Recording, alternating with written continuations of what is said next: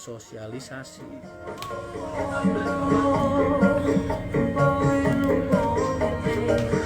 Jadi ingat kalau ada yang ceramah penutupnya dengan kata apa yang benar itu berasal dari Allah dan oh itu enyon. Kalau orang-orang kayak gue biasanya kalau selesai ngaji bilangnya wallahu a'lam bishawab. Jadi hanya Allah yang tahu kebenarannya semua. Itu buat nunjukin kalau kita nih pelabul ilmi. Kantor pindah Bekasi? Enggak, kantor kita enggak di Bekasi. Kantor kita di Kuningan yang lagi kita bangun. Garasi kita juga di Bojong. Bekasi itu sifatnya titik transit.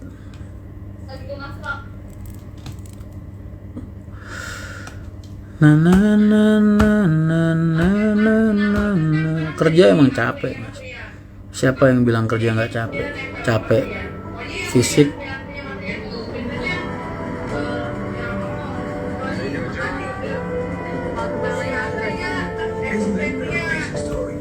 apa judulnya? Judulnya apa? Mbak Marisa beli bocoran akan ada rujukan baru dari Mas Rian di Panca Vlog. Nataru bagaimana maksudnya?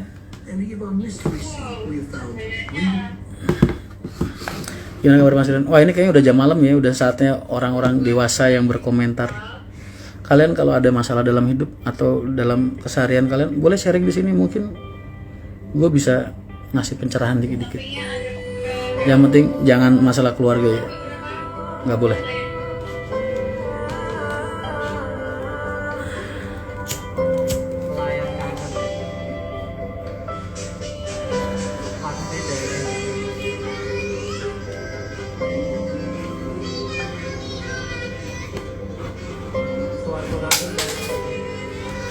Untuk persiapan Nataru masih 2 bulan lagi Mas. Persiapannya sudah dilakukan dari sekarang.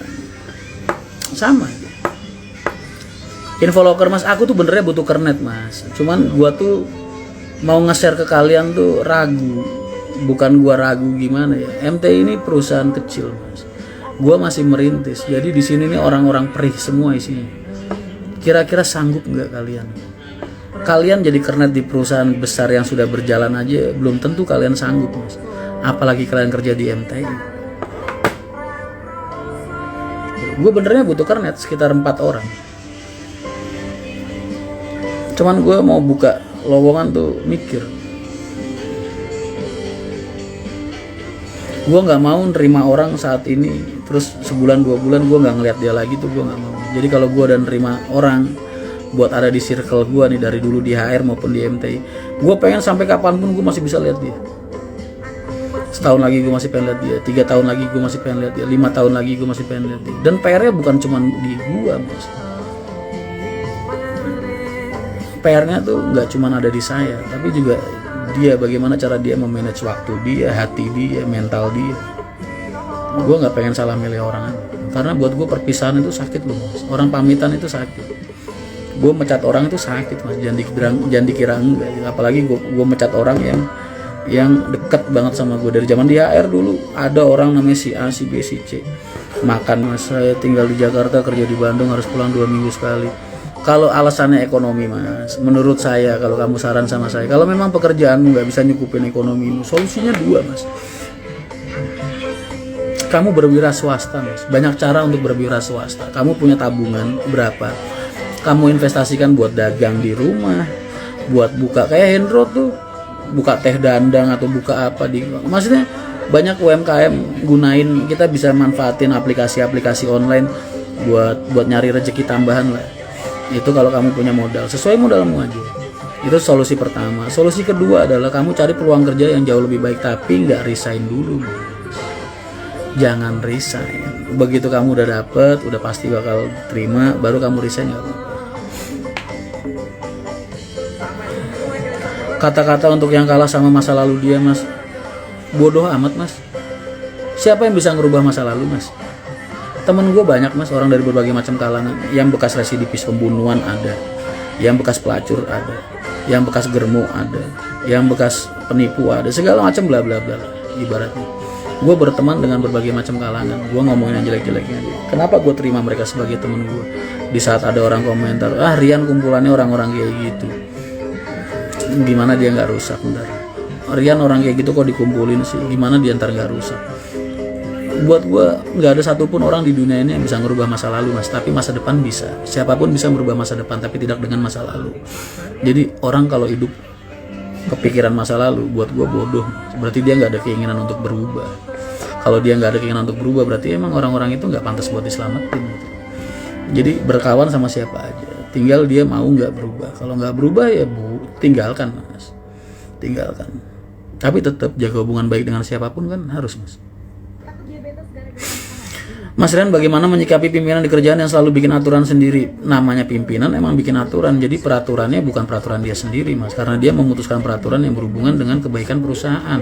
Lo nggak bisa bilang dia menyikapi dia bikin peraturan sendiri, enggak, kan dia pimpinan. Peraturan dia peraturan perusahaan.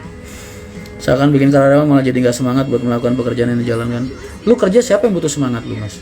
Semangat kan cuma kata-kata yang lu lontarkan setiap hari sebagai awal langkah lu buat menghadapi hari-hari lu yang menjenuhkan dan menjemukan. Lu lontarkan dengan kata-kata penyemangat, ayo fighting, hari ini kita semangat.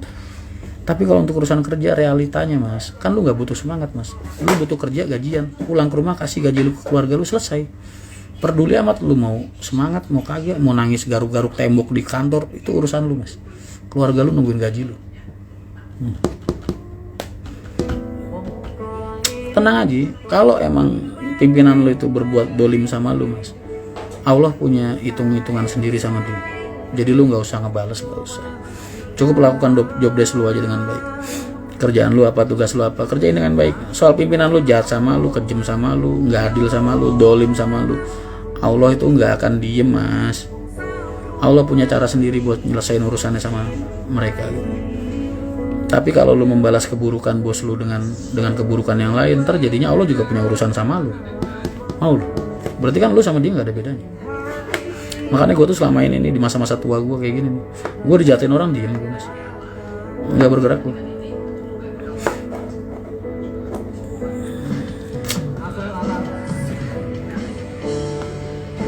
Mas tak kirimi lagi bagus. Oh siap Devia, masya Allah.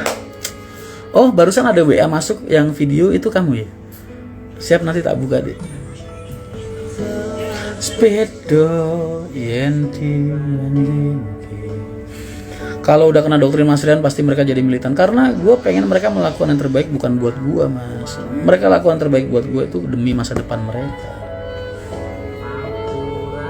Gue nggak kayak pimpinan-pimpinan yang lain, ketika gue berbicara sama orang gue cuma mentingin perut gue sendiri. Enggak, semua kepentingan yang gue lontarkan dari mulut gue itu untuk kepentingan mereka mas, bukan untuk gue. Mas kalau udah kerja siang nyampe sore terus pulang tidur mimpi kerja lagi, itu perhitungan lebih. Siap, makasih Mas Rian, sehat selalu. Emang selama ini peraturan yang gue buat perusahaan itu buat diri gue sendiri? Enggak mas. Kerja itu perkaya aja perusahaan lu mas, karena ketika perusahaan lu kaya mas, muntahannya ember yang udah diciptakan sama Allah itu mas, muntahan kekayaannya itu ntar akan mensejahterakan kamu dan teman-teman kamu semua mas.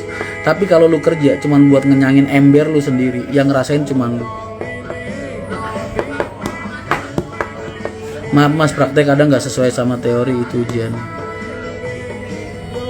Gua berteori sesuatu yang gue praktekkan selama ini mas, selama hidup gue.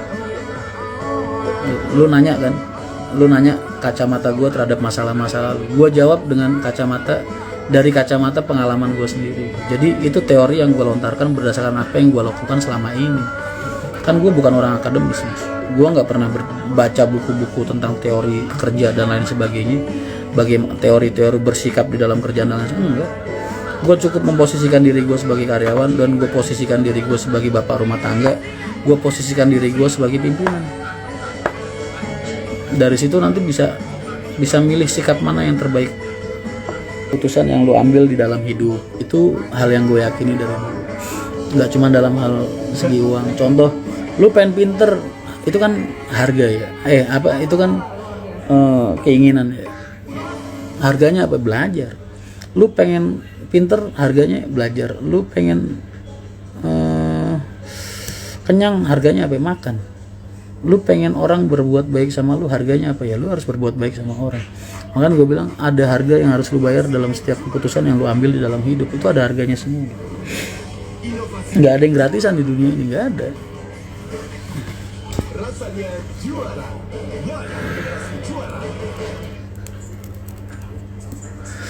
Dan yakinlah selalu Mas, Allah akan membalas setiap